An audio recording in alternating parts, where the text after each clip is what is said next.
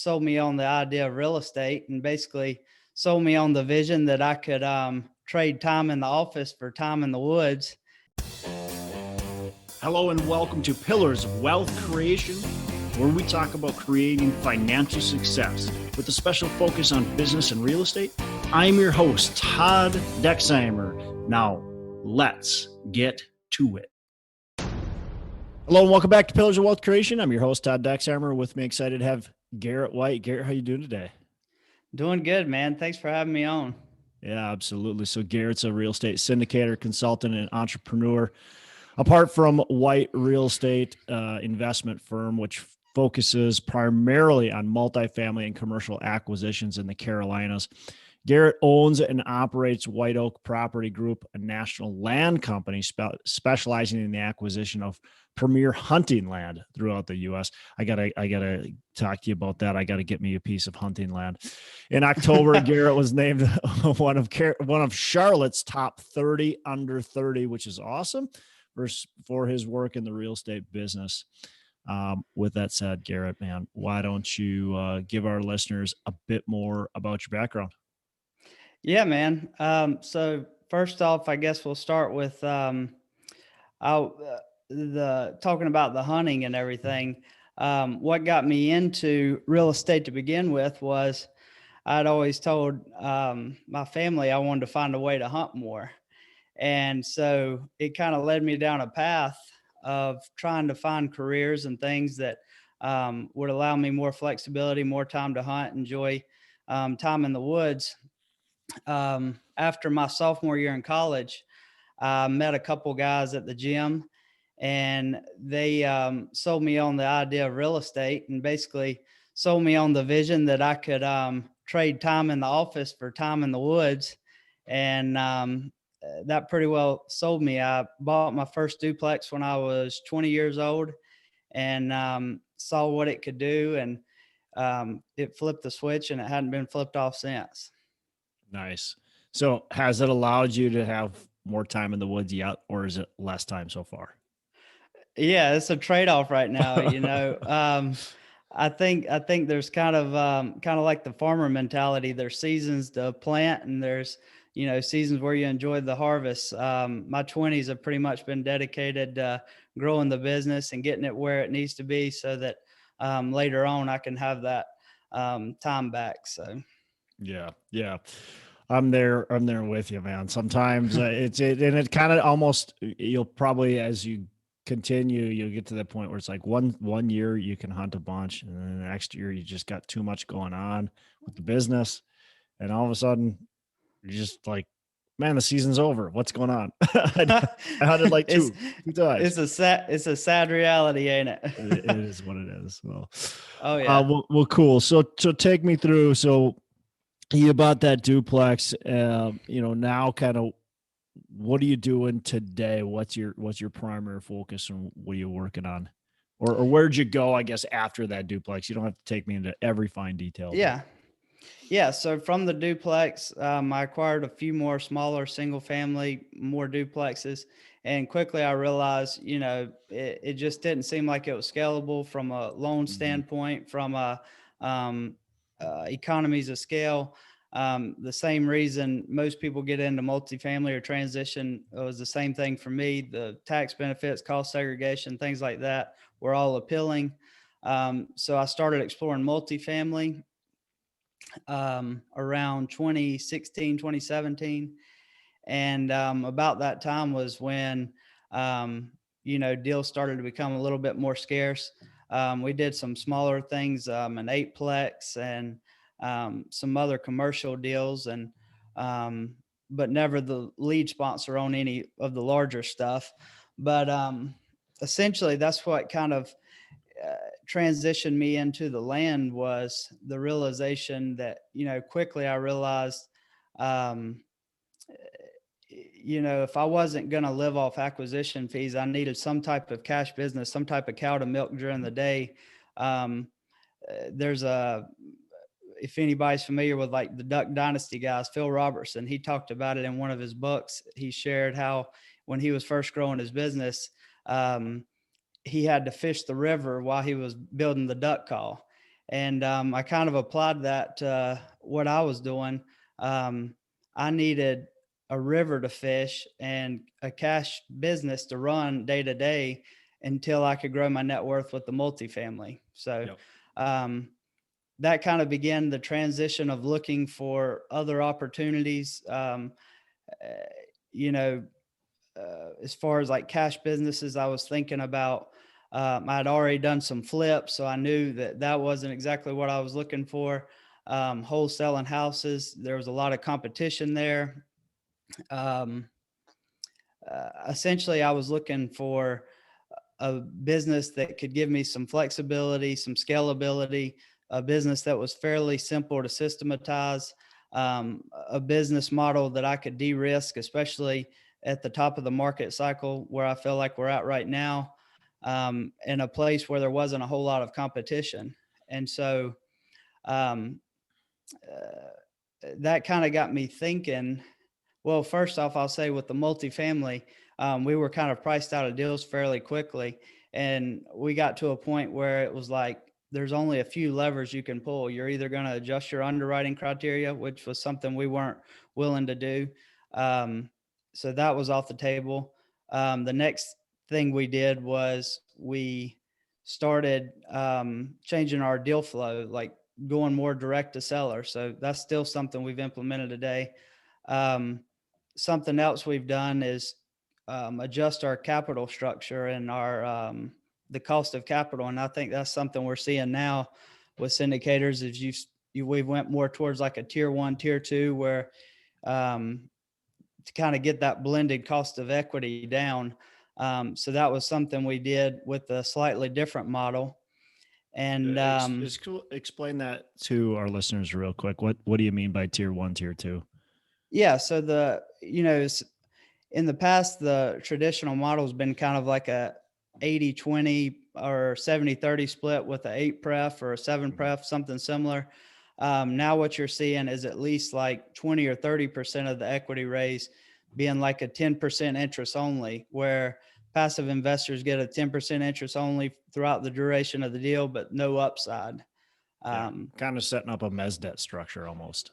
Right, exactly. Yeah. And so we worked through that and we've looked at that model. We've looked at a couple other models, one being like a 6+6 model where it's like a 6 pref on the front end. And then on the back end, it's 6% annualized. So it ends up being like a 12% annualized return, but it kind of caps your equity or capture, cost of equity. Yeah.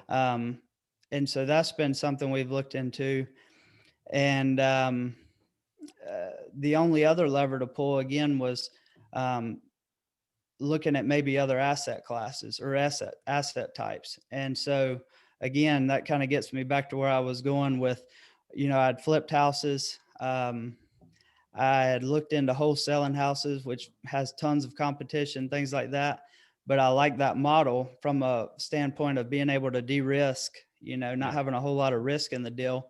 And so the land kind of intrigued me. What initially was intriguing about it was the fact that there's not a whole lot of people talking about it. It's not quite as sexy as people that are doing houses. So that was the first thing. Something else that was interesting with land is, with houses, anybody can go on Zillow and have a pretty good estimate on what their house is worth or a ballpark figure.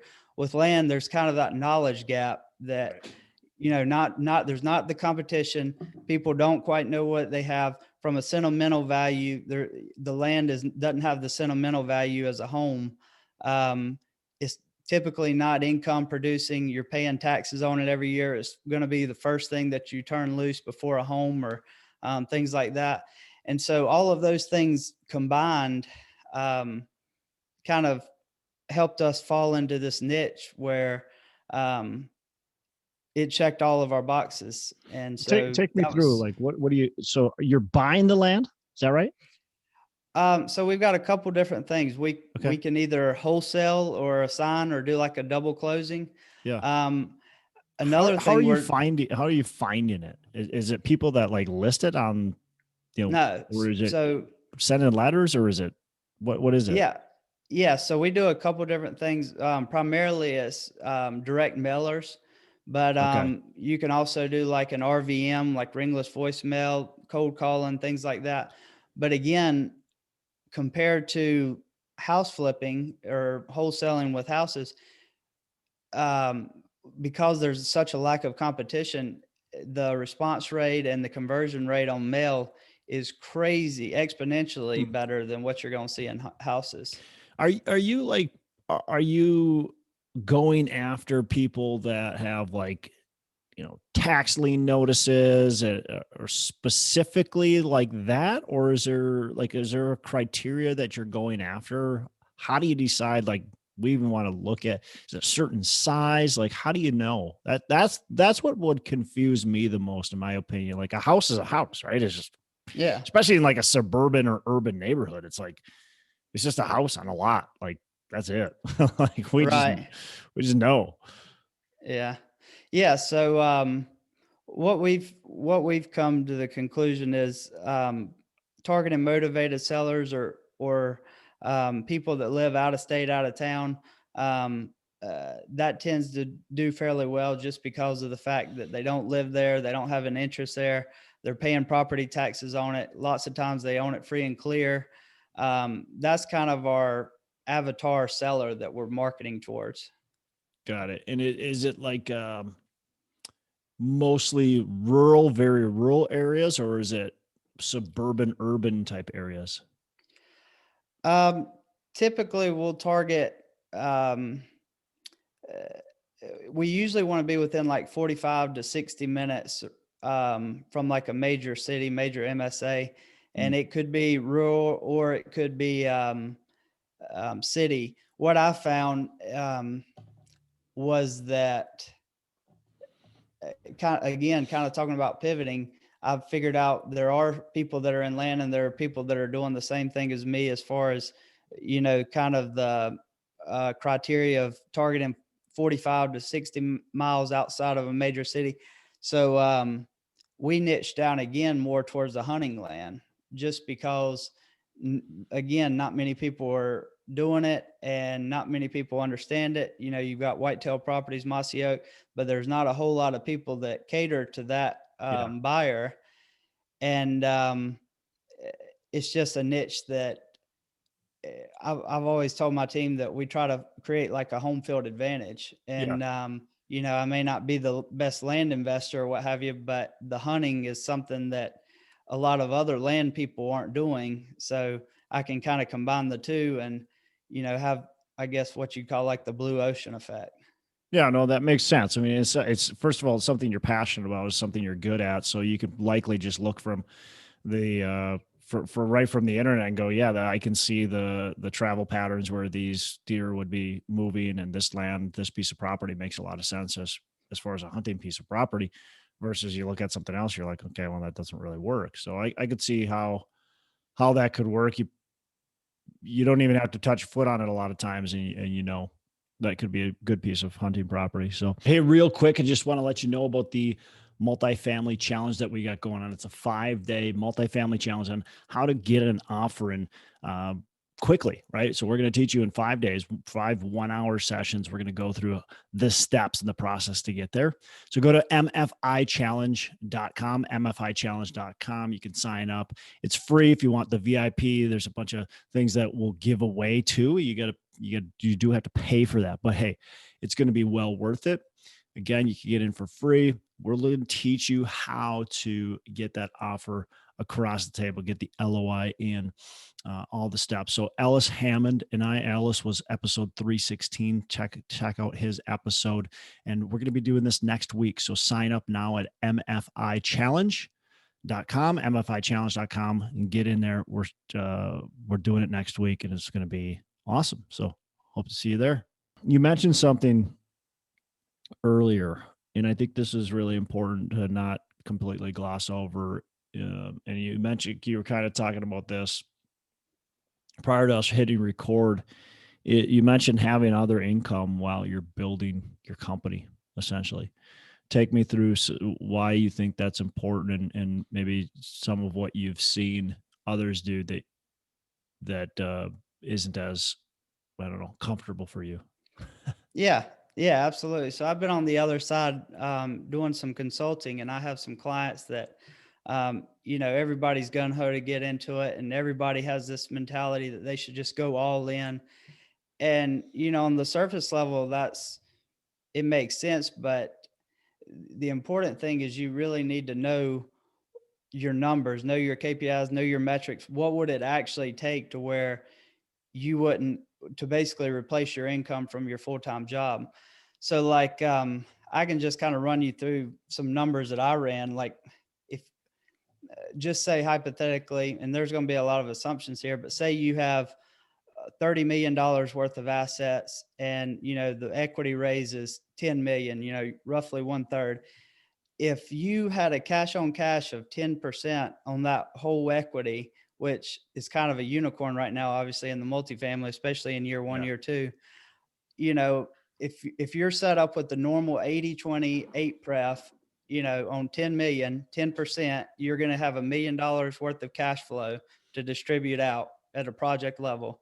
The first 8%, the 8 pref, that's going to be 800,000 out of that 1 million. That's going to go to your passive or to your LPs, which leaves you with the 2%, 200,000, that's going to be split 80-20. So 80-20 on that 200,000, the GP level is going to get 40,000, total for Yep. the cash flow. And typically on that size portfolio, there's going to be 2 to 4 GPs that you're going to be splitting that with. Yep. So, and that's me talking about a $30 million portfolio, which at 75,000 a door, you're looking at 400 units. So that's why I try to walk my clients through that exercise, so that they know that, a lot of people have the assumption, if I just want to get the 100 doors because that'll replace my income. And when you're If you doing the own it all. yeah, exactly. If you own it all, but if you don't own it all, you need to know what really are you getting at the end of the day. Yeah. And, and that gets me to the point of, if you're not living off of that, on a $30 million portfolio or what have you, the only other thing that you can be doing is living off like an acquisition fee, which is really, from your fiduciary duty to your investors, it's a dangerous place to be. And it puts you and the investors in a bad place. I agree. In real estate, the saying is never be forced to sell. But on the same token, it can also be said, never be forced to buy, and the way to mitigate that is to think through the whole strategy. We're investors, but first and foremost, we're entrepreneurs. We're entrepreneurs first, we're investors second. And so you've got to think through the whole thing. Like, yes, multifamily is great. Yes, I'm bullish. Yes, I think it's a great way to build your net worth. But a lot of your profits is going to be back in, which could be 3 to 5 years out. So in the interim, what are you going to do those 3 to 5 years? What's your cow that you're going to milk those first 3 to 5 years to get you through to the back end profits on these deals that you're doing today? So, Yeah, look, I mean, you spelled it out pretty clearly there. $30 million project, maybe 300 to 400 units, a $10 million raise. If you're one of 4 GPs, which is probably pretty typical, let's say that it's an even split, you're getting about $10,000 a year in cash flow. $10,000 a year in cash flow. You need 10 deals, right? That size, 10 deals that size. which would be a $300 million portfolio. Right. Which is a $300 million portfolio, which is 3,000 to 4,000 units. And now you're making 6 figures, and just making 6 figures a year. So that's something to really think about as you're going, oh, this is a great business. This is going to make me rich. It can, right? But it's real estate, in my opinion, is every real estate investor I know, it's a net worth building business. It's not a cash flow business until you've been in the business for a fairly decent amount of time, right? It doesn't start like that. It's slow money up front. And then as you start to continue to build your business, start to have some sales, start to really snowball it, then it becomes a cash flow, but it takes a while. It's not overnight. And remember that, like, you, I really like how you laid that out. Like, don't be forced to buy.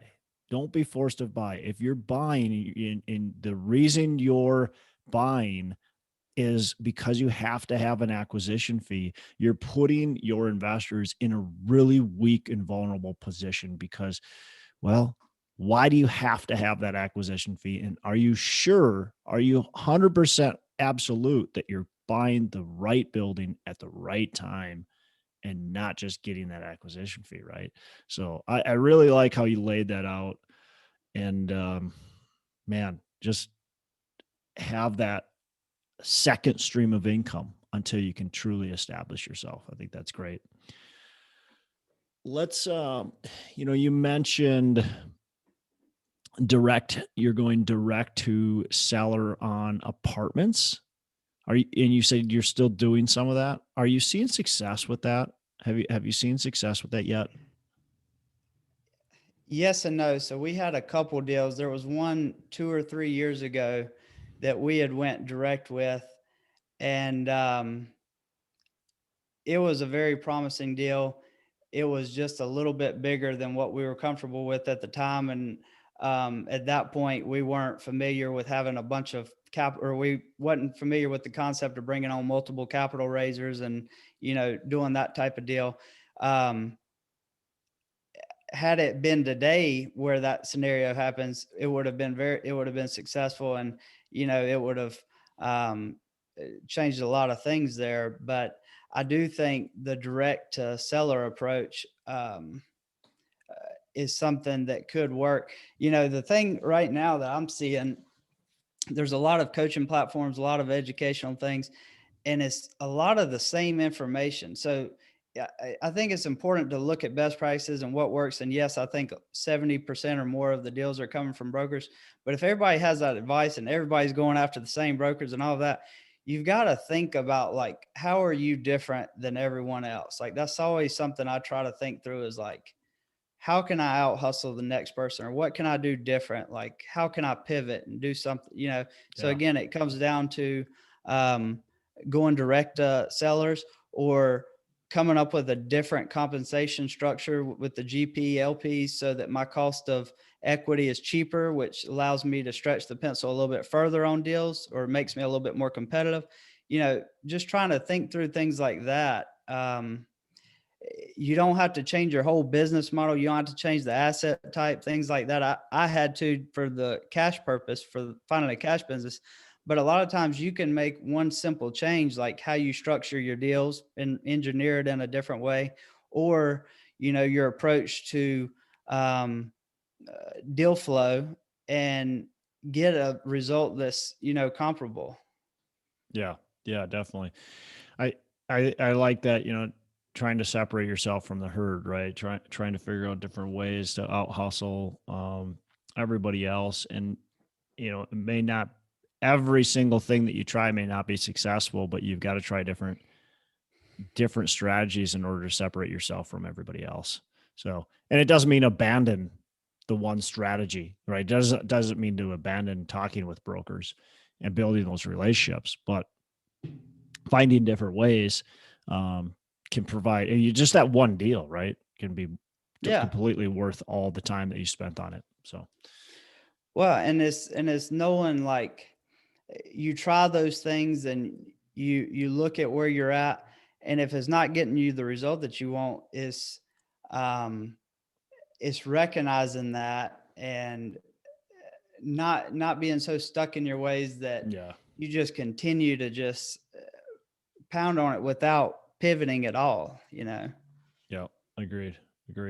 Well, and you're showing that too with multifamily. We talked before, you still love multifamily, it's still a strategy, and it's still a asset class that you really like, but at the same time, as the deals aren't there, and It's not that you're just going to continue to spin your wheels. You want to push forward. You want to move the company forward. And so you're looking at other ways to be able to do that, and not abandoning necessarily multifamily, right? But you're looking at ways to potentially pivot. Right. Well, and at different points of the market cycle, I think you need different tools in your tool pouch or what have you. Yeah. For early in the market cycle, you heard people talking about the BRRRR strategy, refi and roll, things like that. That works early on. Later on in the market cycle, that might not be the right play. Early on in the market cycle, value add makes sense. And even, looking into C-class workforce. Later on in the market cycle, maybe stabilized B-class works better because the value add cap rates have compressed. And, when you're looking at the risk return profile, you can take on a lot less risk on a stabilized B asset than you can a value add C that everybody seems to love. It's just recognizing where you're at in the market cycle, what's working, what's not working, and just thinking through the whole thing, not ever getting complacent in your business, and just always trying to take a step back and think through the whole thing and see the big picture. Yeah. No, I 100% agree with that. We get caught up in our goals and we want to push these goals forward. And we do that to the detriment of what we probably should be doing sometimes. What's a mistake that you've made, and how have you learned from that mistake? You've never made a mistake, have you? I I don't knew think it. so, I man. knew it. I'm telling you. No, it's probably one of those things. I've made so many. I'm trying to think which one I want to tell you.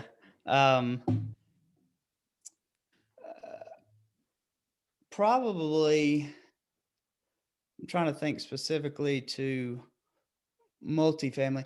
I probably haven't done as good a job as I should have on the online marketing. I've always been more of a personal relationships guy, and would rather meet you at You're a country boy. Yeah.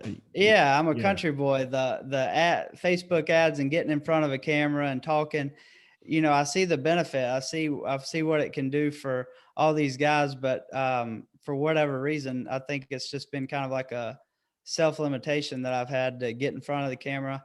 I don't know if it's something you feel like you're showing all. I don't know what Yeah. it is, Yeah. but it's always felt super uncomfortable. But from a business standpoint, it definitely makes sense to do. I could totally relate with that, man. I was so uncomfortable when I first started getting in front of the camera and doing the podcast and stuff like that. I just didn't want to do it because I don't know, it feels like you're showing off or like you're bragging about yourself or whatever. So you got to get past that and realize like what you're actually doing with it. I think if you have a real purpose, it starts to become easier, right? Yeah, absolutely. I think that's the paradigm shift, is realizing that if you've got the right heart and you're going about it with the purpose of adding value to your passive investors or educating them, instead of it being like a look at me thing, is you focusing on Yeah. what the value and content you can give to others. I think that makes it a little bit more bearable. Yeah, that's why I cringe when I see the people out there and they're showing off with their fake jet or maybe even real jet, but they're showing off with their jet and they're showing off with the fake Lamborghini and Oh like stuff like man. that, man. Yeah. And So that's what I've always seen. Like every time I've thought about it, I'm like, man, that's what people's going to think about me. But yeah, I don't know. you I have don't to be know. talking to them up in the hunting stand. There you go. I mean, that'd be Yeah, authentic, I guess. it would be. It would be. Well, cool. So what are the company goals moving forward? Where are you guys headed in the next couple of years here? Yeah. So the primary focus on the land is to continue to niche down with the hunting land, focusing there. The goal there would be twofold. Either you do like a wholesale or an assignment to like your blue collar worker, people that are looking for deals, things like that. Also offer like a um, owner financing package so that it becomes affordable to the masses. The other piece being we buy it, hold it for 3 to 5 years, implement like a land management program where we put in food plots, stands, make it turnkey for a busy high net worth professional that has the money and just doesn't have the time. And, you know, um, basically have an end product where they have the trail cam pictures and all of that to show what the property can produce. Yeah. It would also be cool. The long-term picture would be to use that. You have like a hunting show on like the Outdoor Channel or one of those platforms, and, you know, push the real estate as a medium, and, you know, be able to, Right. use the outdoor show as a medium to advertise your properties that you have listed or what have you.